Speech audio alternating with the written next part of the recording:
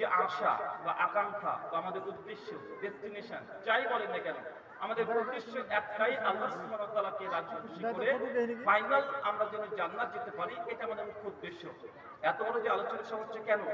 শুধুমাত্র কি প্রত্যেক বছর এলাকাতে হয় এই জন্য আমাকে করতে হবে না যে পাড়া গ্রামে মানুষরা হারিয়ে যাবে এই জন্য? মোটেও নয়। আমরা এই সমস্ত আলোচনা সভাগুলো করছি এটাই আল্লাহ সুবহানাহু ওয়া তাআলার সন্তুষ্টির মাধ্যমে যেন জান্নাতের একটা জায়গা যেন দখল করতে পারি, এই আকাঙ্ক্ষা নিয়ে আমরা সমস্ত কার্যকলাপ করে থাকি। দেখবেন যদি আপনি মনে করেন যে না আমরা ধর্মকর্ম করছি, মানুষ সকলে করে, বয়স হয়ে গেছে, না করলে কেমন দেখায়, অন্য ধর্মের মানুষের মতো যদি মনে করেন, তাহলে আপনি এখন ইসলাম থেকে বুঝতে পারেননি। আলোচ্য বিষয় যে আমলে জান্নাতে ঘর পাওয়া যায়। এখন বলেন তো, জান্নাতে কি আসলে ঘর পাওয়া যায়? কে কে মনে করেন যে জান্নাতে ঘর পাওয়া সম্ভব নয়? কেউ এখানে আছেন? হাত তুলতে পারবেন? কেউ কে আছেন যারা মনে করেন যে না এটা আবার কেমন কথা রে বাবা, জান্নাতে আবার ঘর পাওয়া যায় নাকি? আর জান্নাতে যে ঘর আছে, হুজুর বাপু তুমি কিভাবে বুঝলে? আমি কি জান্নাত দেখে এসেছি? উত্তর হচ্ছে না। তো মরার পরে যে জান্নাত আছে, জাহান্নাম আছে, কবর আযাব আছে, ফুল সিরাত আছে, এগুলো কে দেখে এসেছে? তাই আমাদের এই কথাতে আপনি বিশ্বাস কেনই বা করবেন? একটা প্রশ্ন আছে না নাই? দেখবেন অনেক মানুষকে আমরা দেখতে পাই, যখন আমরা জান্নাত জাহান্নাম কবর আযাব নিয়ে আলোচনা করি, কবরে আযাবের ভয়ঙ্কর পরিণতির কথা আমরা বলি, জাহান্নামের যে ভয়ঙ্কর পরিণতি হবে এই ঘটনা যখন কোরআন সুন্নাহর আলোকে আমরা বলি, অনেক মানুষের এই অন্তরে সংশয়, এই সংশয় নিয়ে তারা বলে আরে বাবা মানুষ যে মারা গেলে কবরে আযাব হবে, কে দেখে এসেছে? তুমি কি দেখে এসেছো ভাই? কেউ কি দেখে এসেছে? কথা বলেন না। তো আমরা কি কবরে আযাবে বিশ্বাস করি? কথা বলেন। আমাদের বিশ্বাসটা কতটুকু? আপনি তো বললেন যে হ্যাঁ আমি বিশ্বাস করি কবরের আযাব, অথচ আমরা দেখি যে আল্লাহর নবী আলাইহিস সালাম যখন কবরে আযাবের হাদিসগুলো বলতেন, সাহাবা রাদিয়াল্লাহু আনহুরা তারা ভীত সন্ত্রস্ত হয়ে কাঁদাকাটি শুরু করে দিতেন। আশারে মুবাশশারা জান্নাতের সার্টিফিকেট পেয়ে গেছে, এমনও সাহাবীদেরকে দেখা গিয়েছে জাহান্নামের আযাবের আল্লাহ নবীর মুখ থেকে যখন বাক্য শুনতেন, হাদিস শুনতেন, সাহাবীরা ভয়ে থাপ-থাপ করে কাঁপতে শুরু করে দিত, তাদের হৃদয়ে ভয় ভীতির সঞ্চার হতো। আমরা একই হাদিস বলি, একই কোরআনের আয়াত বলি, তারপরে আমাদের অন্তরে ভয় তো দূরের কথা, এখানে যদি কোরআন সুন্নাহর আলোকে আমরা আলোচনা করি, এখানে আশেপাশে চিৎকার চেঁচামেচি চলছে, আশেপাশে চিৎকার চেঁচামেচি চলছে, মানে এটা যা করছে করুক, আমাদের কাজ আমরা করি। আমরা খেতে এসেছি, খাওয়া দাওয়া করে চলে যাবো 120 টাকায় একদম পেট পুরে ভাত, তাদের তো কোনো যায় আসছে না। মানে মানুষকে দেখেন যে মানুষ নিজের গতিতে চলছে, যে তাদেরকে কোরআন বা সুন্নাহর আলোচনা শুনতে হবে এরকম কোনো ধারণা বা তাদের উদ্দেশ্য কোনো কিছুই নেই। 120 টাকা দিয়ে আজকে আমি ডেলিগেটেড পেট করে খাবো, এটা তাদের মুখ্য উদ্দেশ্য হয়ে গেছে। আছে না নাই? কথা বলেন, আছে না নাই? আছে। তার জন্য আপনাকে বলছি, আপনি যে বলবেন যে হ্যাঁ আমরা আল্লাহকে বিশ্বাস করি, আমরা কবরে আযাবকে বিশ্বাস করি, যদি কবরে আযাবকে সত্যিই আমরা বিশ্বাস করতাম তাহলে আমরা এমন অবস্থা আমাদের হতো না।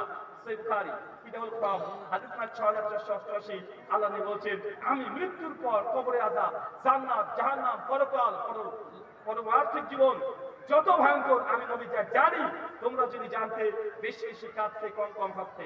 বলে তো নবী কি বলছে? আমার সঙ্গে কথা বলতে হবে, কথাটা বুঝতে পারলেন? নবী কি বলছে যে মৃত্যুর পর জীবন যে কত ভয়ঙ্কর, মানুষ যদি বুঝতো তারা বেশি বেশি কাঁদতো আর কম কম হাসতো। আজকে আমরা দেখেন দুনিয়াবী জীবনে বেশি হাসছি না বেশি কাঁদছি? আপনার জীবদ্দশাতে এমন কোনদিন ঘটেছে যে আল্লাহর ভয়ে গভীর রাত্রিতে উঠে একটা চোখের পানি ফেলেছেন এমন দিন গিয়েছে? কখনো গিয়েছে?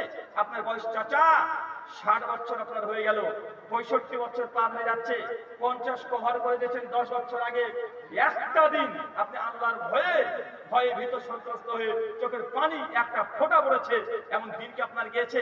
অথচ আল্লাহর নবী বলছে জাহান্নামের আযাব কিয়ামত যে কত ভয়ঙ্কর, মানুষ যদি জানতো বেশি বেশি কাঁদতো আর কম কম হাসতো। কিন্তু আমরা উল্টো আমরা করছি কি করছি না?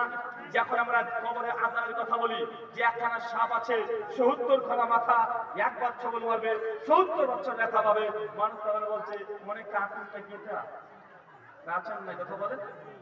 যখন আমরা কবরে আযাবের ভয়ে ভয়ে অবস্থার বর্ণনা করি, মানুষ বিশ্বাস করে কি করে না জানি না।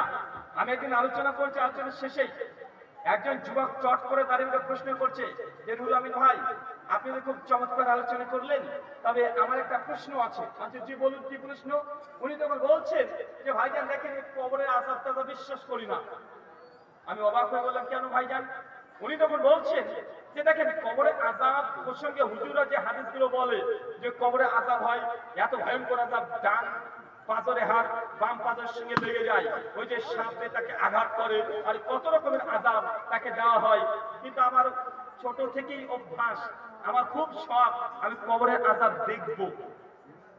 আমি যেখানে বাড়ি আছে, আমাদের বাড়ির পাশে একটা মাঠ আছে যেখানে মানুষ ফুটবল খেলে।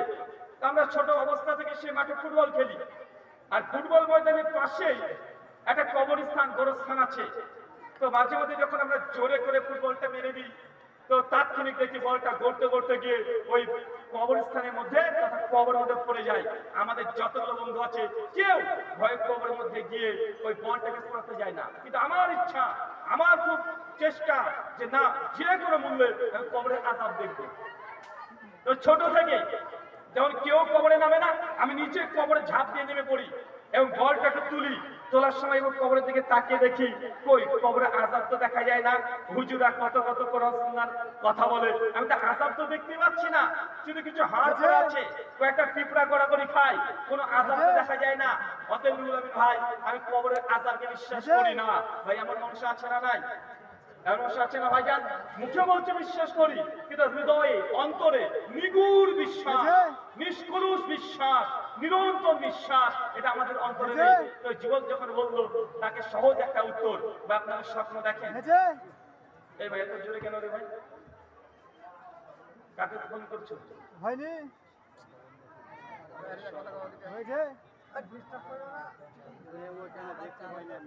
ভাই আপনারা স্বপ্ন দেখেন?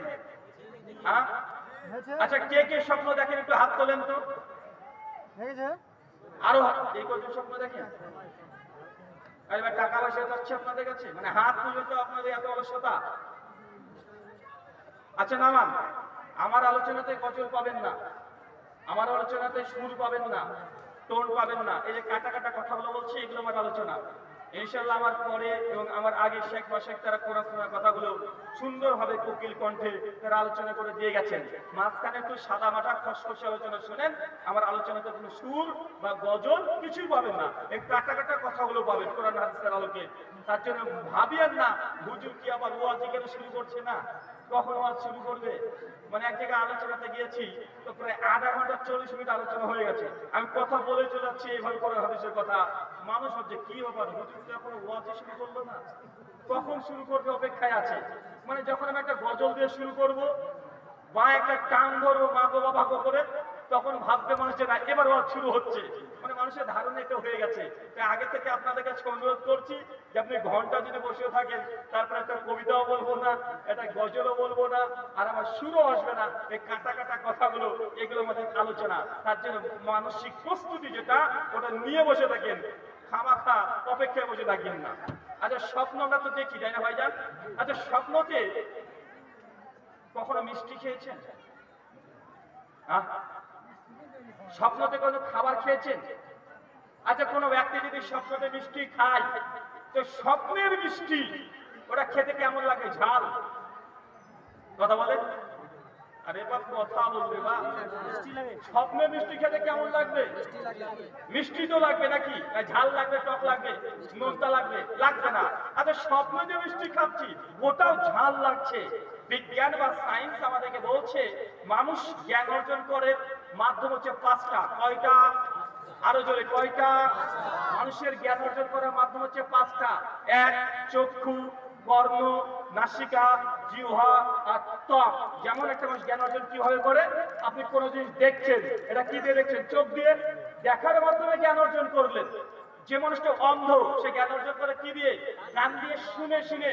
কিন্তু সবকিছু চোখ দিয়ে আর কান দিয়ে জ্ঞান অর্জন করা সম্ভব নয়। যেমন একটা তরকারি হয়েছে বা সবজি রান্না করেছেন, মাংস রান্না করেছেন, মাংসের ঝাল লবণ কতটুকু আছে, বেশি আছে না কম আছে, কান দিয়ে চোখ দিয়ে আপনি বুঝতে পারবেন? পারবেন না। তার জন্য কি লাগবে? জিহ্বা লাগবে, জিহ্বা দিয়ে টেস্ট নেবেন। আবার একই ভাবে কোন জিনিসের কেমন সেন্ট, কেমন গন্ধ চোখ দিয়ে দেখে বলতে পারবেন, কান দিয়ে শুনে বলতে পারবেন? জিহ্বা দিয়ে টেস্ট করে বলতে পারবেন না। তার জন্য কি রাখবে? নাসিকা, নাক।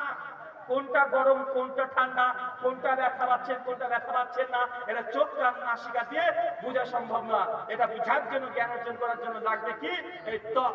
এই ত্বক আপনি যদি একটা ঠান্ডা দেন, বরফ দিলে ঠান্ডা লাগবে, যদি গরম পানি ঢালেন গরম লাগবে, কেটে দিলে ব্যথা লাগবে। তো জ্ঞান অর্জন করার মাধ্যম কয়টা? কয়টা?